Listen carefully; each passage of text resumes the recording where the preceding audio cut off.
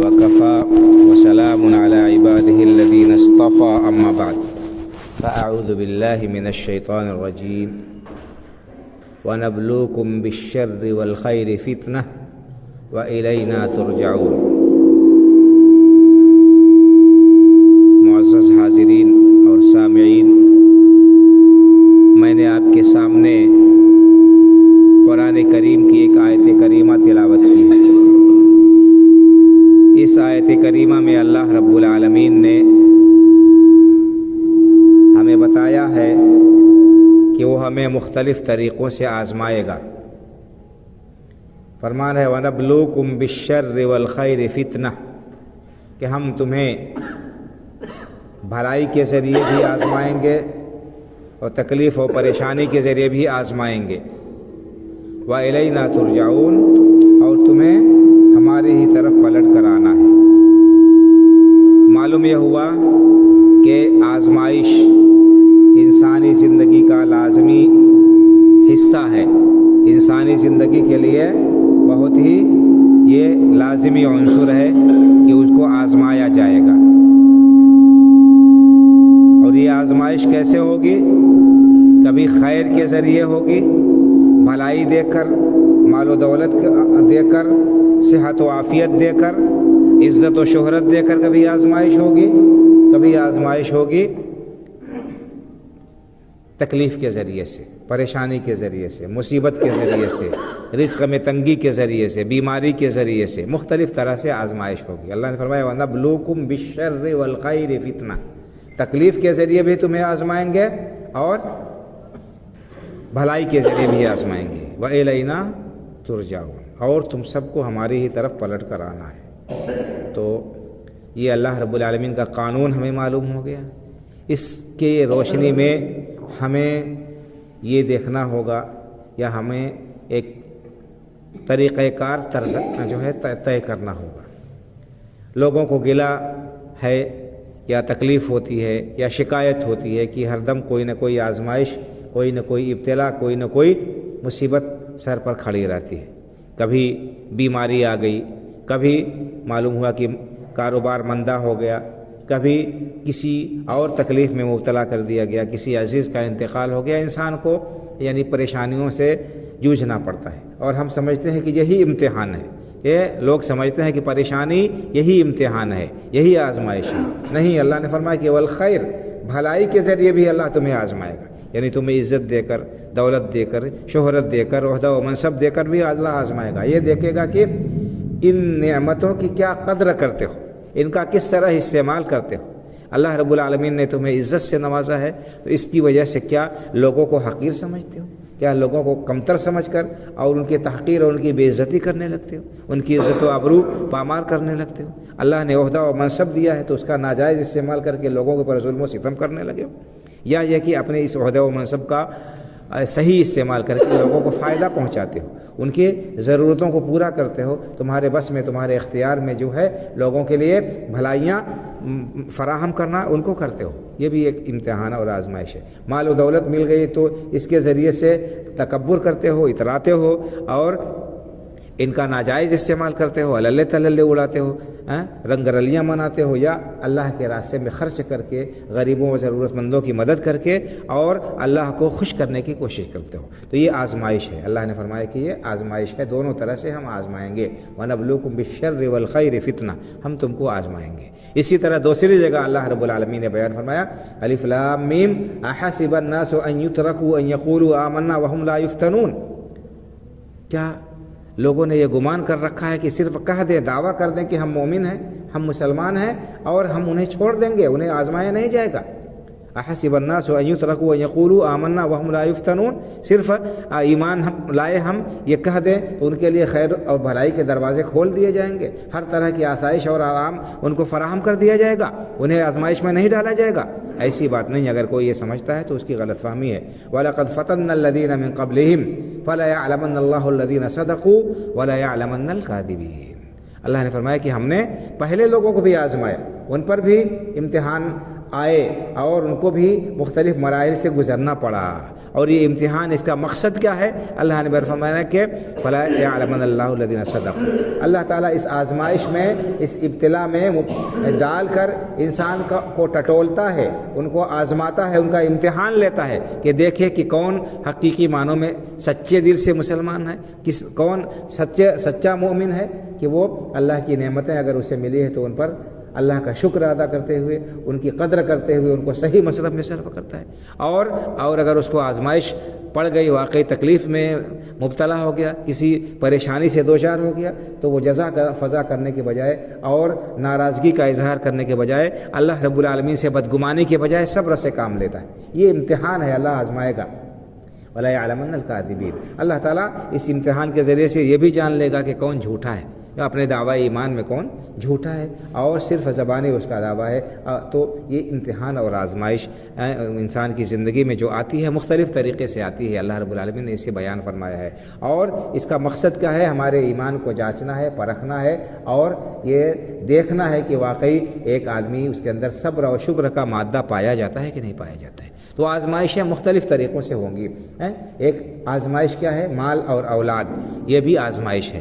اللہ نے کیا فرمایا کہ انما اموالکم و اولادکم فتنہ، کہ تمہارے مال اور تمہاری اولاد تمہارے لیے آزمائش ہے۔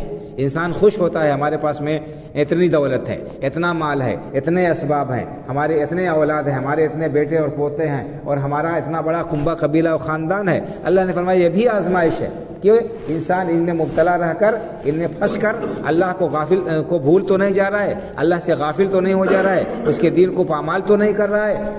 تو یہ بھی امتحان اور آزمائش ہے۔ اگر انسان اللہ کی نعمتوں کو پا کر، مال اور اولاد کو پا کر ان کی قدر کرتا ہے اور اللہ رب العالمین کو خوش کرنے والا کام کرتا ہے تو وہ کامیاب ہے امتحان میں، اور اگر ان کی ناقدری کرتا ہے، ان کو ضائع کرتا ہے اور ان پر وہ پھولے نہیں سماتا ہے، اترانے لگتا ہے، اللہ کے احکام کو پامال کرتا ہے، تو ایسا شخص ناکام و نامراد ہے۔ تو بہت طرح کی آزمائشیں ہیں، بیان کی گئی ہیں۔ تو یہ مال اور اولاد کو بھی اللہ نے فتنہ اور آزمائش قرار دیا ہے، اور اسی طرح سے مزید تفصیل سے اللہ رب العالمین نے اس بات کو بیان کیا کہ انسان کے دل میں شہوت پائی جاتی ہے، خواہشات پائی جاتی ہیں، انسان دنیا کے مال و متاع سے، اسباب سے محبت کرتا ہے، یہ بھی آزمائش ہے۔ اور اسی طرح سے شبہات، انسان کے دل میں شبہات پیدا ہو جاتے ہیں، شیطان وسوسے ڈالتا ہے، اس کو دین سے بدگمان کرتا ہے، اللہ رب العالمین سے بدگمان کرتا ہے، اور اس کو جو ہے اس کے لیے طرح طرح کے وسوسے ذہن میں ڈالتا ہے۔ اور بہت سارے لوگ بھی ہیں باطل پرست جو ہے دین کے سلسلے میں شکوک و شبہات پیدا کرتے ہیں، اور اسی طرح سے لوگوں کو امتحان میں ڈالتے ہیں۔ آخرت کوئی چیز نہیں، مرنے کے بعد دوبارہ نہیں اٹھائے جائیں گے، کسی نے کل دیکھا ہے، اور ایسا ہے اور ویسا ہے، اور اسی طرح دین، اللہ رب العالمین نے کچھ چیزوں کو حرام قرار دیا ہے۔ کہتے ہیں کہ کیسے ہو سکتا ہے آج کے زمانے میں سودی کاروبار نہ کیا جائے تو کیسے ترقی ہوگی، کیسے تجارت چلے گی، ہم ایک قدم آگے نہیں بڑھ سکتے، فلاں کام اگر کریں گے تو ہم کامیاب نہیں ہو سکتے، اگر جھوٹ نہ بولیں، اگر دھوکہ نہ دیں، اگر فلاں کام نہ کریں تو ہم آگے بڑھ ہی نہیں سکتے، لوگ آگے بڑھ رہے ہیں۔ تو یہ سب کیا ہے؟ یہ شبہات ہیں جو شیطان ہمارے دلوں میں ڈال رہا ہے۔ ان سب سے انسان کو بچنے کی ضرورت ہے۔ اگر ہم کو آخرت محبوب ہے،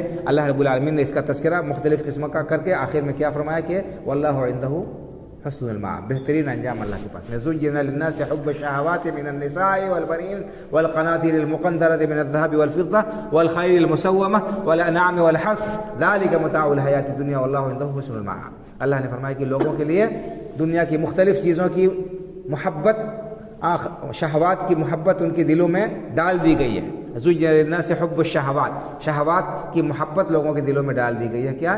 من النساء، یہ کون سی چیزیں انسان ان کی شہوت کرتا ہے، ان کی خواہش کرتا ہے، اس کے دل میں ان کی طرف میلان ہوتا ہے؟ عورتیں، انسان فطری طور پر عورتوں کی طرف مائل ہوتا ہے۔ من النساء والبنین، پھر اولاد کو چاہتا ہے۔ والقناطیر المقنطرۃ من الذهب والفضة، اور سونے چاندی کا ڈھیر وہ چاہتا ہے کہ اس کے پاس میں بہت زیادہ مال و دولت ہو جائے۔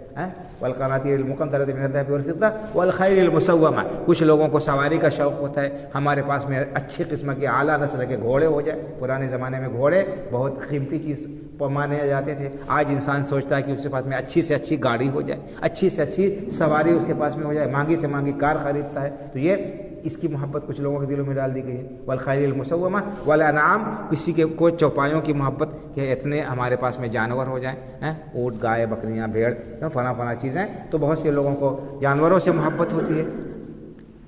والانعام والحرث، کچھ لوگوں کو کھیتی باڑی سے محبت ہوتی ہے، یہ اس کی خواہش ان کے دل میں ڈال دی جاتی ہے، اس کے لیے بھی وہ حرام و حلال کی تکلیف نہیں کرتے ہیں، کسی کی زمین پر قبضہ کر لیا، کسی کی میڑ کاٹ لیا، کسی میں داخل ہو گئے، تو یہ سب کیا ہے؟ یہ سب محبت لوگوں کے دلوں میں ڈال دی گئی ہے۔ اللہ نے فرمایا ذالک متاع الحیات الدنیا، یہ ساری چیزیں کیا ہے؟ یہ دنیا کا سامان ہے، دنیا میں چند روز انسان ان سے فائدہ اٹھائے گا، اور اگر غلط کام کیا تو اللہ رب العالمین کے ہاں اس سے سزا ملے گی۔ اللہ نے فرمایا واللہ عندہ حسن المآب، بہترین انجام، بہترین پلٹنا اللہ کی طرف ہے۔ یعنی اس میں ہمارے لیے نصیحت کی گئی ہے کہ دیکھو ان چیزوں کی محبت میں مبتلا ہو کر اللہ کو بھول نہ جانا، دوبارہ اٹھائے جانے کو، حساب کتاب کو فراموش نہ کر بیٹھنا، ورنہ کل خسارے میں رہو گے، کل گھاٹے میں رہو گے۔ تو بہرحال فتنے بہت سارے ہیں، اور جو انسان کے دین کو اور ان کے ایمان کو حبط کر دیں گے، برباد کر دیں گے۔ احادیث میں اللہ کے رسول صلی اللہ علیہ وسلم نے ان کو بیان کیا ہے اور فرمایا کہ بادروا بالاعمال فتنا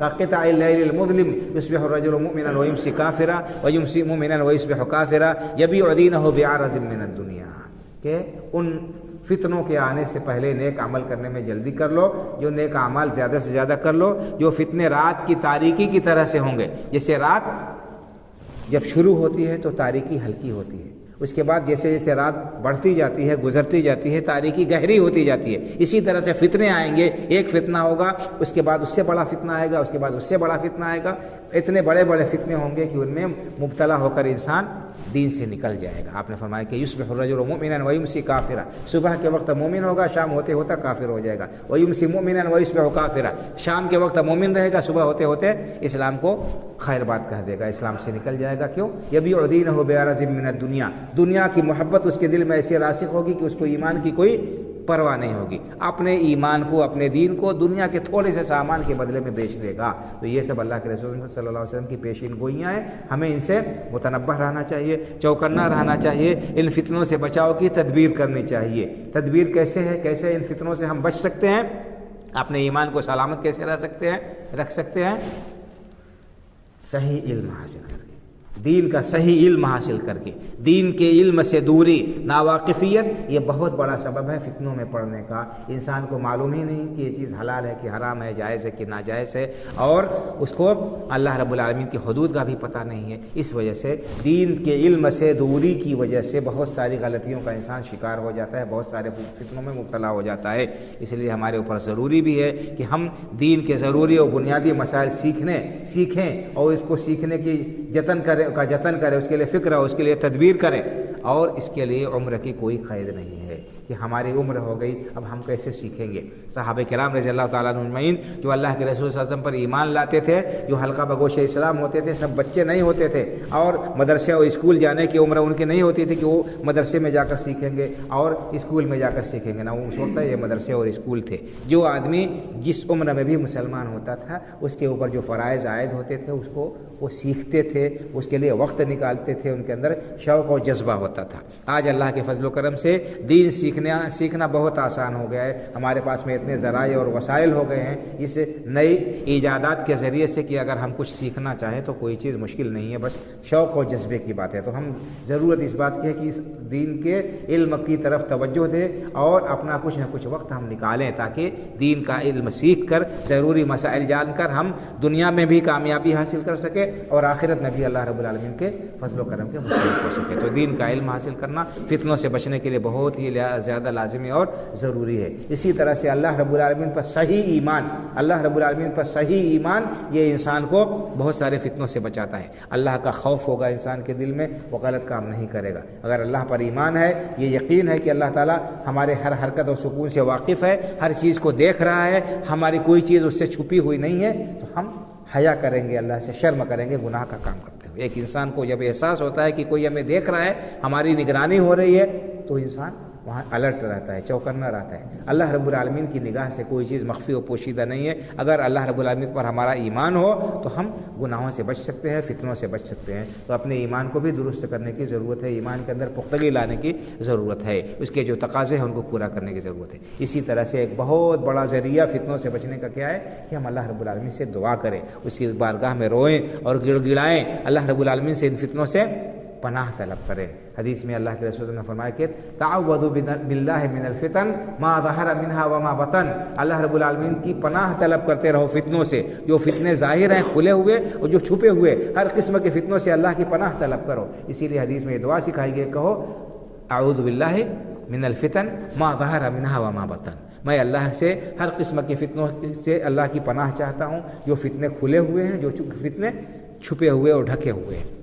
تو ہم اگر دعائیں یاد کر سکتے ہیں تو ہم دعائیں یاد کریں جو تم کتابوں کے اندر مذکور ہیں۔ اگر نہیں یاد کر سکتے ہیں، مجبوری ہے، معذوری ہے، ہماری زبان نہیں چل سکتی ہے، تو ہم اپنی زبان میں اللہ رب العالمین سے دعا کریں۔ اللہ تعالیٰ ہمیں ہر قسم کے فتنے سے، ہر قسم کی آزمائش سے محفوظ رکھ۔ اللہ تعالیٰ ہمارے دین کو سلامت رکھ، اللہ ہمارے ایمان کو سلامت رکھ، ہر قسم کے جو ہے ان چیزوں سے ہمیں اپنی پناہ میں رکھ جن سے تو ناراض ہوتا ہے، جن سے تیرا غضب ہو سکتا ہے۔ تو اور ہمارے ایمان کو پر ہمیں ایمان پر قائم رکھ، ایمان پر ہمارا خاتمہ کر۔ یعنی انسان زیادہ سے زیادہ دعا کرے فتنوں سے بچنے کی۔ یہ چند جو ہے طریقے ہیں جن کے ذریعے سے ہم فتنوں سے بچ سکتے ہیں۔ اللہ رب العالمین سے دعا ہے کہ اللہ تعالی ہمیں ہر قسم کے فتنوں سے، آزمائش سے پناہ اور حفاظت میں رکھے، اور ہمارے دین اور ایمان کی اللہ تعالی حفاظت فرمائے۔ ہمیں دین کا علم سیکھنے کی اور اس کے مطابق عمل کرنے کا جذبہ اللہ تعالی ہمارے دلوں میں پیدا کرے۔ آمین۔ وآخر دعوانا الحمد للہ رب العالمین، وصلی اللہ علی نبینا محمد وعلی آلہ وصحبہ اجمعین، والسلام علیکم ورحمۃ اللہ وبرکاتہ۔